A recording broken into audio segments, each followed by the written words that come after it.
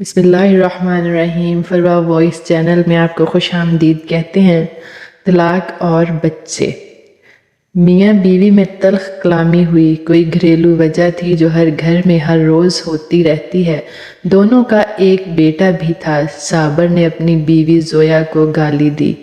तुमसे जब भी शादी हुई है मेरी ज़िंदगी जहन्नम हो गई है।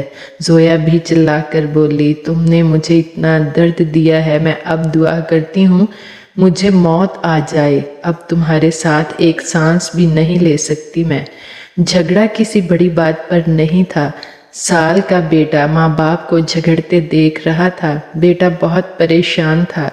कभी माँ का हाथ पकड़ता तो कभी बाप का। बाप से जब बर्दाश्त ना हुआ तो उठाया डंडा और जोया को मारना शुरू कर दिया।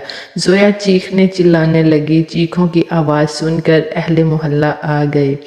इन्होंने आकर जोया को छुड़वाया। जोया के सर से खून बहता हुआ बेटा डरा सहमा देखता रहा। दरवाजे के पीछे छुपा हुआ था।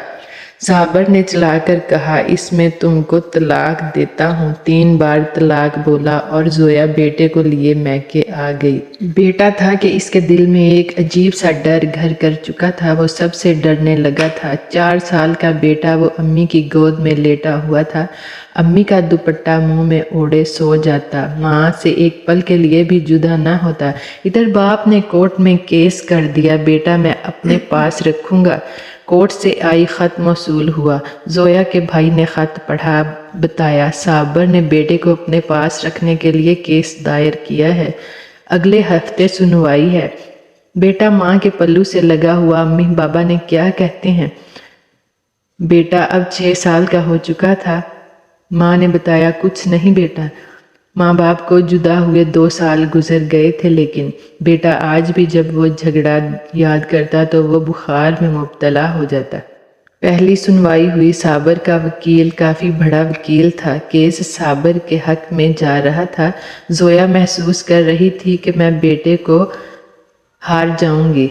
जोया घर आई। बेटा अजान माँ से कहने लगा, हम क्यों अब्बू के पास जाते हैं वहाँ?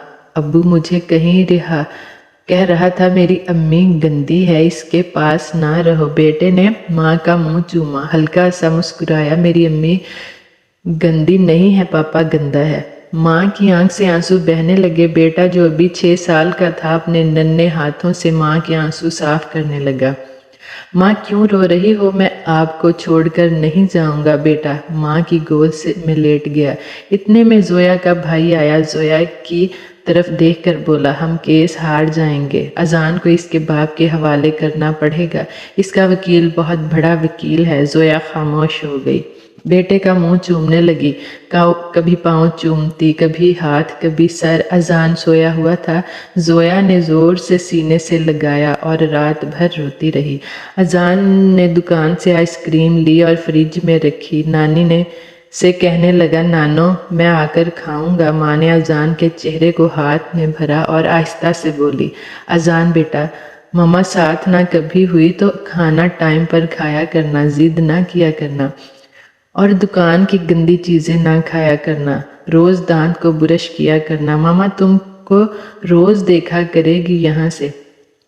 बेटा नहीं समझ पा रहा था कि मामा ऐसी बातें क्यों कर रही है। माँ ने हाथ पाँव चूमे। आज फाइनल सुनवाई थी अदालत में। जोया बेटे को गोद में लिए बैठी हुई थी। दिल ज़ोर ज़ोर से धड़क रहा था। ख्याल ही था काश मैं बर्दाश्त कर लेती, आज बेटे से जुदा ना होती, बेटे की खातिर खामोश रहती। इधर कार्रवाई शुरू हुई। जज साहब ने लिखा फैसला सुनाया। तमाम दलील सुनने के बाद हम इस नतीजे पे पहुंचे हैं कि बेटा अपने बाप के साथ रहेगा। फैसला सुनते ही माँ का कलेजा फट गया। माँ बेहोश होकर गिर पड़ी। बाप आगे बढ़ा, बेटे को उठा लिया। बेटा बाप के पास नहीं जाना चाहता था। बेटा चीख कर रोने लगा, मुझे मामा के पास जाना है, मुझे मामा के पास जाना है, छोड़ो मुझे। जोया को होश आया। नंगे पांव दौड़ते हुए साबर के पास गई। इसके सामने घुटने टेक कर भीख मांगने लगी, सिर्फ एक बार मुझे मेरे बेटे को सीने से लगा लेने दो। लेकिन वकील ने पुलिस वाले से कहा, इस औरत को हटाओ यहाँ से। माँ बिलक बिलक कर रोने लगी। बेटा तड़प रहा था। वकील मुस्कुराकर साबर से कहने लगा, मुबारक हो जनाब, आप केस जीत गए। साबर ने तय करदा रकम वकील को दी और चल दिया। बेटा माँ की जुदाई में रोता चीखता इसे बाप का घर जेल ने लगने लगा था। माँ की शादी किसी और से हो गई। बाप ने भी दूसरी शादी कर ली। फ़कत वक्त गुजरने लगा। माँ अपनी ज़िंदगी में मसरूफ़ हो गई। बाप अपनी नई बीवी में मसरूफ़ था। अजान जिंदा लाश बनकर जीने लगा। अजान का ना कोई कसूर था, ना कोई जुर्म था, ना कोई गुनाह। बेगुनाह सज़ा पाई थी इस अजान ने। ना सुकून पढ़ सका, ना ज़िंदगी में कोई मुकाम हासिल कर सका। बिला आखिर बाप ने एक होटल पे बर्तन धोने पे लगा दिया। मैं आप सब से पूछती हूँ, क्या कसूर होता है ऐसी औलाद का?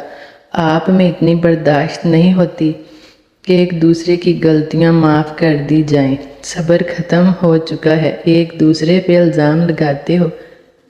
दोनों मियाँ बीवी की बात कर रही हूँ। तुम दोनों की नफ़रत तुम्हारी औलाद को खा जाती है और यकीन इसको भी कातिल का नाम देता है।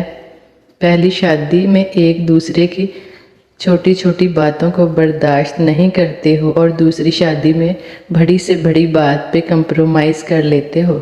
ना जाने आज भी कितने बच्चे माँ बाप की ज़हर आलूद नफ़रत पे कुर्बान हो रहे होंगे जो बेगुनाह बर्बाद कर दिए जाएंगे। काश ये बात तेरे दिल में उतर जाए मेरी।